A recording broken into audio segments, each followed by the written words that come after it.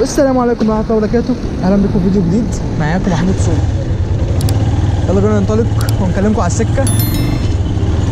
المهم يا جدعان، الواحد لما بيبقى لسه غاسل كده اهوت وبيبقى لسه مغير حاجات في المكنه ومظبطها وشاددها كده اهوت، يبقى ليها احساس جميل كده، فاهم؟ اللي هو انا زي العريس لما ماشي بعروسته. المهم يا جدعان، الساعه دلوقتي 7 بالتوقيت الصيفي الجديد، 7 المغرب المفروض، وزي ما انتم شايفين الدنيا منوره كده.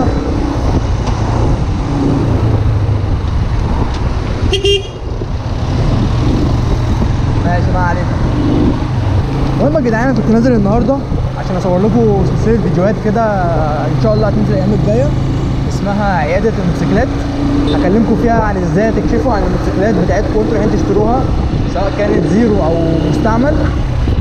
تمام. بس وانا واقف بصور ومحضر كل حاجه، جالي اوردر كده فقلت اخده، فاهم؟ فالاوردر فلوسه مش حلو، ده اللي انا جاي اكلمكم فيه. يعني اوردر فلوسه العميله كانت حاطه اللوكيشن غلط، حاطه مكان الاستلام في بحري ومكان التسليم في بحري. فانا قلت يا عم ماشي نعمله بسرعه كده كده، ايه احنا واقفين في بحري بنصور. فبعد ما خدته لقيتها بتقول لي لا ده الاستلام ده عايزه حجز دكتور الانبا تاكله. فالانبا تاكله ديت في الابراهيميه. فقلت لها حضرتك انت حاطه اللوكيشن غلط، احنا كده هنا في بحري وانت عايزين نروح الابراهيميه واجي تاني، فده اصلا غير اللي انت هروح واجي مشوار مرتين، انت حاطه اللوكيشن غلط. تمام. فبيني وبينك يا صاحبي انا قلت ايه، انا كده كده صايم، ربنا يتقبل مننا. ماشي. في الاخر قلت لها مش هاخد منك حاجه، تمام، اوصله لك، بس انا عايزك تدعي لي في المقابل، ده اللي انا عايزه. بيني وبينك قلت اوصله يبقى الواحد عمل الثواب كده وهو صايم، فاهم؟ عشان انا بحس ان الواحد بيصوم وما بيعملش اي ثواب. يعني معظم الوقت الواحد ما بياخدش ثواب، شتيمه وعراك وزعيق ونرفزه. طول ما انت سايق ما بتاخدش ثواب. فحوار حلو، فاهم؟ ان انت تعمل حاجه لله من وقت للتاني عشان خاطر اللي فيها لله ما بتغرقش يا صاحبي، فاهم؟ وعشان انا بصراحه بقالي مده ما سوقتش المكنه، فما بحبش انا اقعد مده كده ما اسوقش، بحب الوقت التاني اطلع اسوق، فاهمني؟ عشان خاطر ايه، الواحد لما بيقعد مده ما بيسوقش بينسى السواقه.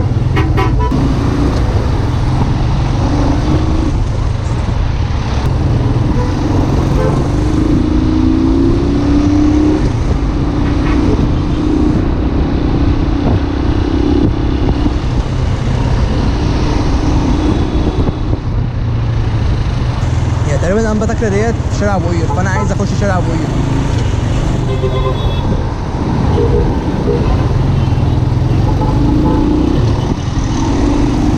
ومني برضه قلت ايه، استغل ان الواحد ما بينزلش بالنهار كتير، يعني انا كائن ليلي اصلا، فبحب اغلب الوقت انزل بالليل.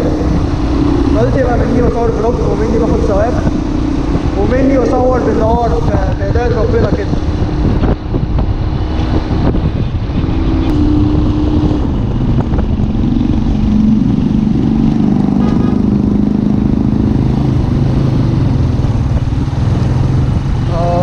شوية ادرينالين كده، فاهم؟ عشان الواحد يفوق، عشان الواحد وهو صايم بيبقى مش فايق خالص، بيبقى نايم.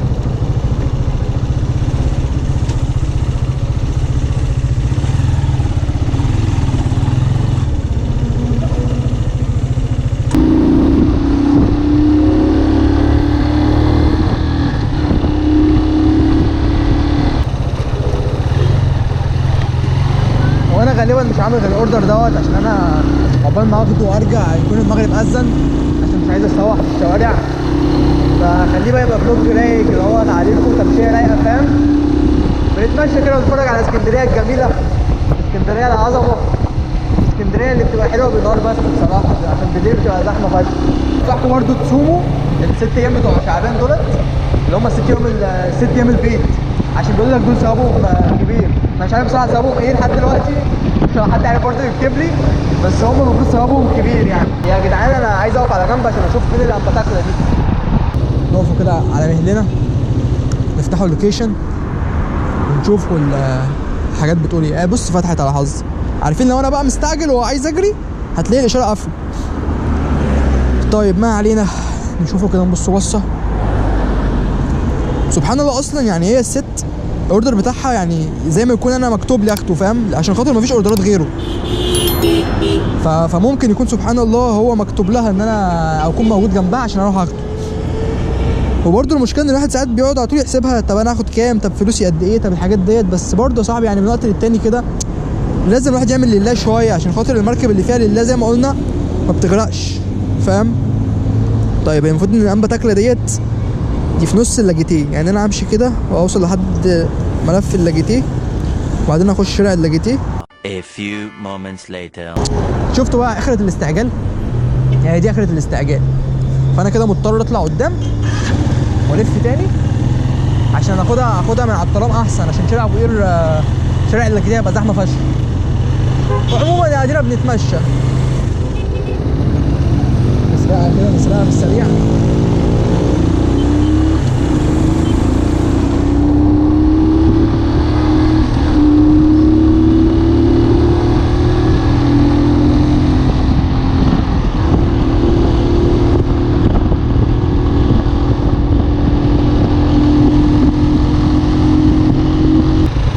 تبقى انت اصلا تعمل اوردر لله، تروح جاي متعصب بقى وشاتم روايتك ما عملت حاجه. الواحد لازم يتحكم في اعصابه شويه عشان الدنيا ما تبص. بس لسه بقول لكم هو ايا كان الواحد متحكم في اعصابه هيجي سواق تاكسي لذيذ يطلعك عن المله كلها مش اعصابك بس، او سواق نص نقل اصلا.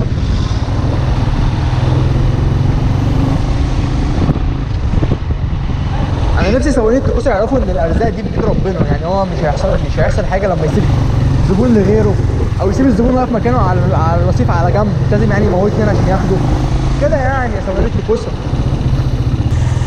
شارع اوزيون دوت ماسك المفروض من الترام لحد شارع ابو قير، يعني ممكن اخش له من الناحيه الثانيه، بس المشكله ان هو عكس اولا وثانيا هي اقرب من هنا. بقول لك يا ابويا الانبا تاكله.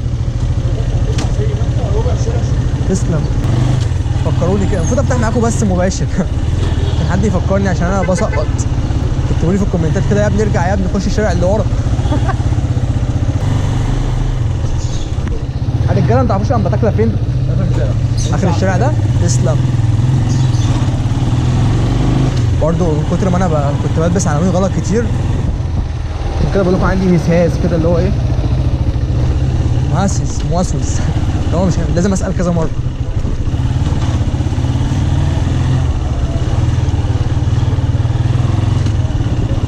هي ان شاء الله اخر الشارع ده.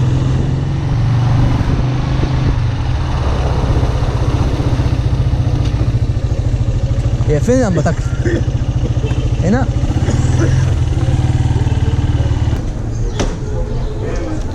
خش انتوا بقى جوه هنا. رجعت لكم تاني بعد ما حجزنا الكشف ومفيش اي اوردرات ما شاء الله بتاعت مرسول، فايه نروحوا بقى. هي الحمد لله ان هي على سكه بيتي. فبالمره بما ان انا فاتح معاكم فيديو بالمره بقى تعالوا نتكلموا شويه على مرسول. مرسول بقت وحشه قوي يا جدعان. طب يا جدعان انا ليه بقول ان انا مش هشتغل مرسول تاني؟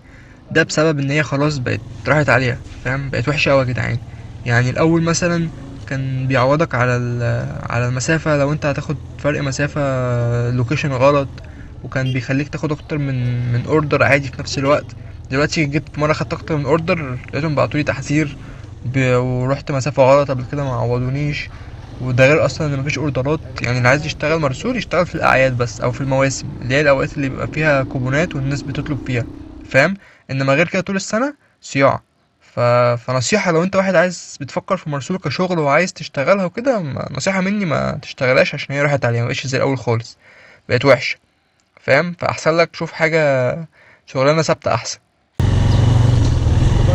وبعدين نزلت شركه جديده اسمها مستر ممدوب، كانت حلوه ان هم وزعوا باوتشات وبتاع ولقيناهم داخلين سخنين وعاملين جو حلو، بس في الاخر طلعوا فاتشه برضه. مفيش اوردرات بتيجي، والاوردرات بسعر اقل من الطبيعي، فاهمني؟ هو ممكن يكون عشان لسه بادئين وكده، بس مش كده يعني يا جدعان. في حوار بقى بيزاولني في الاوردرات اللي بتبقى عباره عن كشف عند حد او حجز حاجه ديت. ان انت ما ممكن العميل يفكس معاك، فاهم؟ يعني هي ممكن اصلا تحرق لك وتقفل التليفون، ويبقى انت الفلوس اللي دفعتها ديت زي فلوس انت دافع فودافون كاش كده، بالله واشرب ميتها بقى الفاتوره اللي معاك ديت. غير الاوردرات انت بتستلم حاجه من مكان فتعرف ترجع له، ده اللي احنا كنا بنتكلم فيه، ان انت تعرف ترجع للمكان. الاوردرات ديت بقى انت بتبقى انت ورزقك، فاهم؟ بتتوكل على الله وانت ورزقك. فاللي خليني اصلا اخد اوردر زي ده مفيش غيره اصلا، فاهمني؟ ونقف بحر، فقلت جنب مني بس طلع مش جنب مني، بس اهو دي كله بثوابه بقى، يا رب يكون في ميزان حسناتنا. بيوحشني برضه ليل ابن اللذينه ده.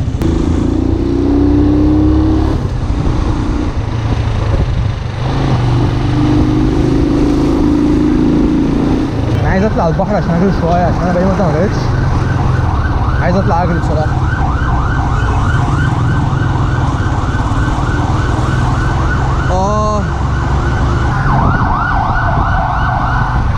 حركوا يا جدعان، الناس مش عايزه تمشي، نقول لهم مطافي مش عايزين يمشوا.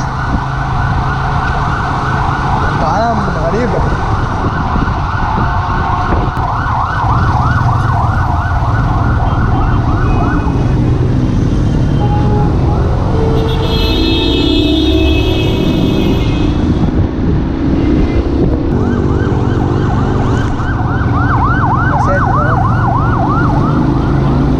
بعد الرادار، بس بعد الرادار عشان ايه؟ عشان انا مش عايز اخد مخالفات.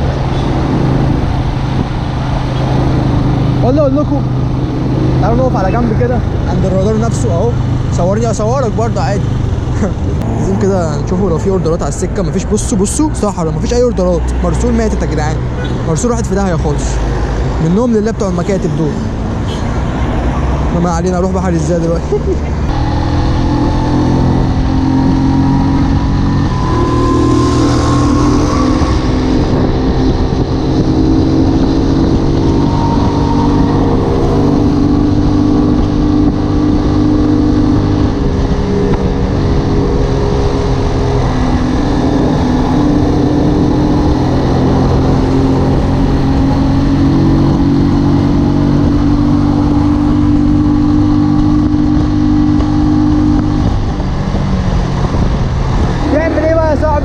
لما تبقى بتجري على الطريق تلاقي واحد عايز يشد معاك، تروح مهدي السرعه وماشي وماسك اليمين كده، تمام؟ وتتمشى كده على السرنسيه وتتفرج على البحر، تتفرج كده ايه على منظر الغروب الجميل، وتروق كده وتشم هوا حلو، تمام؟ وبس. لان فرحتك بالغرزه والطلعه والعنعن مش هتبقى زي زعلتك لما تلاقي قدامك دوت، سواء انت او هو، حد فيكم حصل له حاجه على الطريق، اتزحلق او اتكسر او حادثه، فاهم؟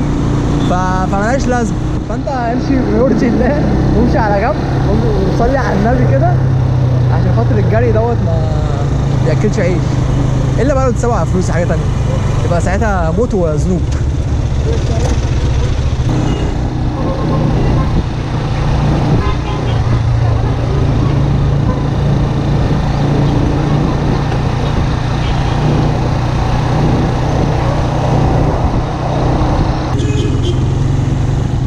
بس كده يا جدعان، ده كان الفيديو بتاع النهارده. يا رب تكونوا استمتعتوا، كانت طلعه سريعه كده غير متوقعه.